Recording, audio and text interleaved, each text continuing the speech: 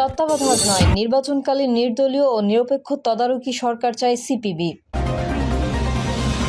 জানাবো জুলাই অভ্যুত্থানে হাসিনার বর্বরতায় জড়িত ছিল ভারত। কয়েল জ্বালানোর সময় বিস্ফোরণ, স্ত্রীর পর মারা গেলেন স্বামী। এবং সর্বশেষ জানাবো জুলাই ঘোষণাপত্রকে সংবিধানের চতুর্থ তফসিলে অন্তর্ভুক্ত করার পক্ষে বিএনপি। এতক্ষণ শুনছিলেন সংবাদ শিরোনাম, এবারে বিস্তারিত। তবে তার আগে অনুরোধ থাকবে আমাদের চ্যানেলটি সাবস্ক্রাইব করে বেল আইকনটি ক্লিক করুন। তত্ত্বাবধায়ক নয়, নির্বাচনকালীন নির্দলীয় ও নিরপেক্ষ তদারকি সরকার চায় সিপিবি। তত্ত্বাবধায়ক নয়, নির্বাচনকালীন নির্দলীয় ও নিরপেক্ষ তদারকি সরকার চায় বাংলাদেশের কমিউনিস্ট পার্টি। দলটির সাধারণ সম্পাদক রুহিন হোসেন প্রিন্স বলেছেন, সেই সরকারের রুটিন কাজ হবে জাতীয় সংসদ নির্বাচন করা, স্থানীয় নির্বাচন করা তাদের কাজ নয়। প্রিন্স বলেন, স্থানীয় নির্বাচন করবে নির্বাচিত সরকার। একটি স্বচ্ছ ও গ্রহণযোগ্য জাতীয় নির্বাচন সম্পন্ন করাই হবে নির্বাচনকালীন সরকারের কাজ। অতীতে দেখেছি তত্ত্বাবধায়ক সরকার মূল কাজের বাইরেও অতিরিক্ত কাজে জড়িয়ে দীর্ঘদিন থাকার চেষ্টা করেছে, এতে সমস্যা আরো বেড়ে যায়। তাই আমরা নাম পরিবর্তনের কথা বলেছি। তিনি বলেন, প্রধান বিচারপতি নিয়োগ যেন স্বচ্ছ হয়। এখনো অতীতের মতো বিচারপতি নিয়োগ দেওয়া হচ্ছে। সর্বশেষ 23 জন বিচারপতি নিয়োগ প্রক্রিয়া নিয়েও প্রশ্ন উঠেছে। আলোচনা দীর্ঘায়িত না করার আহ্বান জানান তিনি। জুলাই অভ্যুত্থানে হাসিনার বর্বরতায় জড়িত ছিল ভারত। জুলাই অভ্যুত্থান দেখতে দেখতে 1 বছর। ফ্যাসিস্ট হাসিনার বর্বরতা ছড়ানো উত্তাপে যখন বাঙালির হৃদয় ভাঙানো কান্না, হাসিনা তখন উল্লাসে মাতোয়ারা প্রতিবেশী দেশের গোয়েন্দা সংস্থার ঊর্ধ্বতন কর্মকর্তাদের সাথে কারফিউয়ের নামে পাখির মতো গুলি করে মারতে পেরেছে বাঙালিদের। এতে যেন উল্লাসের কমতি ছিল না হাসিনা আর তার মিত্রদের। পতিত এই স্বৈরাচারের পোষা তৎকালীন আইনশৃঙ্খলা বাহিনী, বিশেষ করে পুলিশ, র্যাব সরাসরি অংশ নেয় কোটা সংস্কার আন্দোলনে অংশ নেওয়া সাধারণ ছাত্রদের নিধনে। তাদের সাথে যোগ দেয় ভারতীয় বিশেষ বাহিনীর প্রশিক্ষণপ্রাপ্ত সদস্যরাও। 24-এর গণঅভ্যুত্থানের সময় থেকে শুরু করে বিভিন্ন সময় সামাজিক মাধ্যমে ভাইরাল হওয়া ভিডিওতেও দেখা যায় কিলিং মিশনে অংশ নেওয়াদের হিন্দিতে কথা বলতে। এমনকি হাসিনা পালানোর পর বিমানবন্দরমুখী হয় বাংলাদেশিদের থেকে আকার, আকৃতি আর গঠনে ভিন্ন এক জাতির পুলিশ সদস্যরা। বলার আর অপেক্ষা রাখে না প্রতিবেশী দেশের গোয়েন্দা সংস্থার সদস্যরা অংশ নিয়েছিল আন্দোলনকারীদের বুক ঝাঁঝরা করতে। এমনকি এই আন্দোলনে অংশ নিতে গিয়ে আহত হওয়ারাও দাবি করেছেন তারা পুলিশ বাহিনীর সদস্যদের হিন্দিতে কথা বলতে শুনেছেন। এমনকি নির্বিচারে যারা গুলি ছুড়েছিল তাদের শারীরিক গঠন বাঙালিদের থেকে ভিন্ন, আকৃতিতে অনেকটাই লম্বা ছিল ওরা।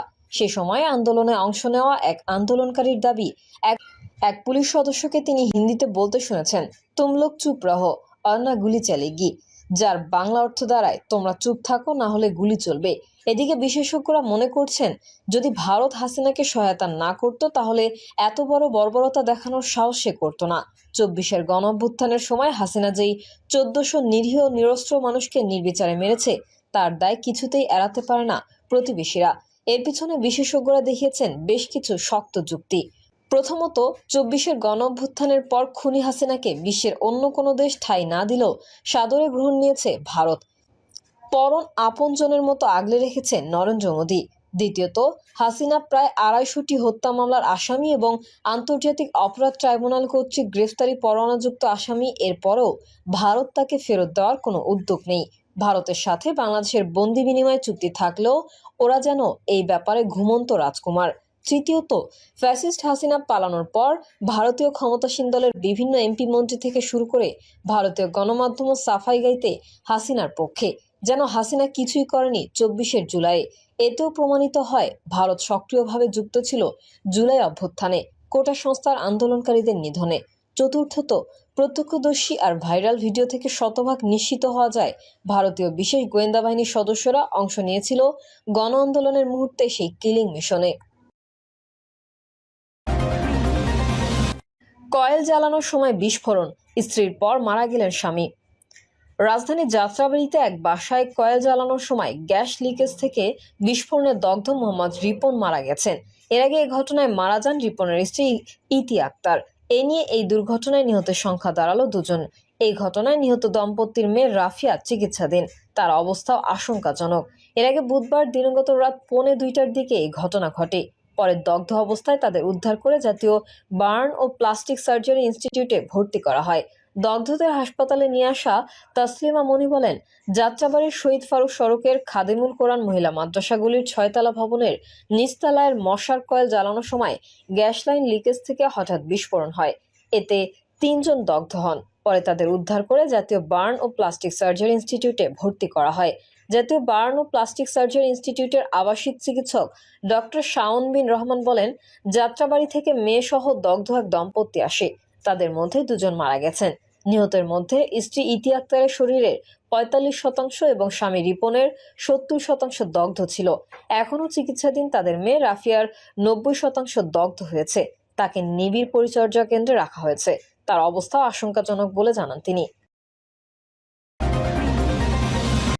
জুলাই ঘোষণাপত্রকে সংবিধানের 4র্থ তফসিলে অন্তর্ভুক্ত করার পক্ষে বিএনপি জাতীয় ঐক্যমত্য প্রতিষ্ঠিত হলে 2024 সালের জুলাই মাসের গণঅভ্যুত্থান তথা সংবিধানের 4র্থ তফসিলে অন্তর্ভুক্ত করার ইঙ্গিত দিয়েছে বিএনপি।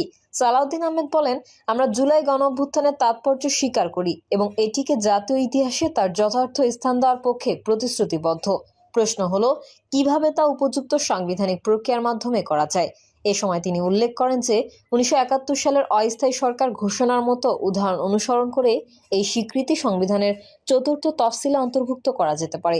সালাউদ্দিন বলেন, বিএনপি এরই মধ্যে সরকারের কাছে তাদের জুলাই ঘোষণার খসড়া জমা দিয়েছিল, তবে দীর্ঘদিন কোনো সাড়া মেলেনি। সম্প্রতি সরকার পক্ষের উপদেষ্টাদের কাছ থেকে বিএনপির প্রস্তাবের কিছু অংশ অন্তর্ভুক্ত করে একটি সংশোধিত খসড়া পাঠানো হয়েছে। এর জবাবে বিএনপিও তাদের হালনাগাদ অবস্থান তুলে ধরেছে। তত্ত্বাবধায়ক সরকারের বিষয়ে বিএনপির বিচার বিভাগকে এই ব্যবস্থার বাইরে রাখার পক্ষে। দলটি এমন 2-3টি বিকল্প ফর্মুলা নিয়ে ভাবছে, যেখানে বিচারপতিদের কেবল শেষ বিকল্প হিসেবে বিবেচনা করা হবে। এসব প্রস্তাব এখনো দলের অভ্যন্তরীণ পর্যায়ে পর্যালোচনা রয়েছে এবং আগামী বৈঠকে তা উপস্থিত হতে পারে। প্রধান বিচারপতি নিয়োগের বিষয়ে সালাউদ্দিন বলেন, রাষ্ট্রপতির ক্ষমতা সীমিত করে আপিল বিভাগের জ্যেষ্ঠ 2 বিচারপতির মধ্যে থেকে কাউকে প্রধান বিচারপতি নিয়োগ দেওয়ার প্রস্তাবে প্রায় ঐকমত্য হয়েছে, যদি না সংশ্লিষ্ট বিচারপতির বিরুদ্ধে 96 অনুচ্ছেদ অনুযায়ী তদন্ত চলমান থাকে। বিএনপি এই প্রস্তাবকে সমর্থন করছে কারণ এটি নির্বিচারে নিয়োগের ঝুঁকি কমাবে। জরুরি অবস্থা সংক্রান্ত বিধান নিয়ে তিনি বলেন, 141 খ ও 141 গ অনুচ্ছেদ সংস্কারের ব্যাপারে রাজনৈতিক দলগুলোর মধ্যে ব্যাপক ঐকমত্য হয়েছে যেন এই ক্ষমতা রাজনৈতিক উদ্দেশ্যে ব্যবহার করা না যায়। অভ্যন্তরীণ গোলযোগ শব্দটি যুক্তিসঙ্গত ভিত্তি হিসেবে সরিয়ে দেওয়া এবং তার বদলে সাংবিধানিক সংকট, মহামারী ও প্রাকৃতিক দুর্যোগের মতো কারণ অন্তর্ভুক্ত করার প্রস্তাব এসেছে। আরও একটি প্রস্তাব হলো, প্রধানমন্ত্রী এককভাবে নয় বরং পূর্ণ মন্ত্রিসভার অনুমোদনের মাধ্যমেই জরুরি অবস্থা জারির বিধান নিশ্চিত করা। সবচেয়ে গুরুত্বপূর্ণভাবে রাজনৈতিক দলগুলো ঐকমত যে জরুরি অবস্থার মধ্যে কিছু মৌলিক অধিকার, বিশেষ করে জীবনের অধিকার এবং নির্বাচন থেকে সুরক্ষা অবিচ্ছেদ্য থাকা উচিত। বিএনপি প্রস্তাব করেছে এসব অধিকার সংরক্ষিত থাকবে, তবে যদি সংশ্লিষ্ট ব্যক্তি 47(3) অনুচ্ছেদ অনুযায়ী যুদ্ধাপরাধ বা গণহত্যার অভিযোগে অভিযুক্ত হন, তাহলে ব্যতিক্রম প্রযোজ্য হতে পারে। প্রিয় দর্শক, এই ছিল এখনকার সর্বশেষ সংবাদ। আপডেট সংবাদ পেতে চ্যানেলটি সাবস্ক্রাইব করে বেল আইকনটি ক্লিক করুন। কমেন্টে আপনার মতামত জানিয়ে আমাদের সাথেই থাকুন। ধন্যবাদ সবাইকে। আল্লাহ হাফেজ।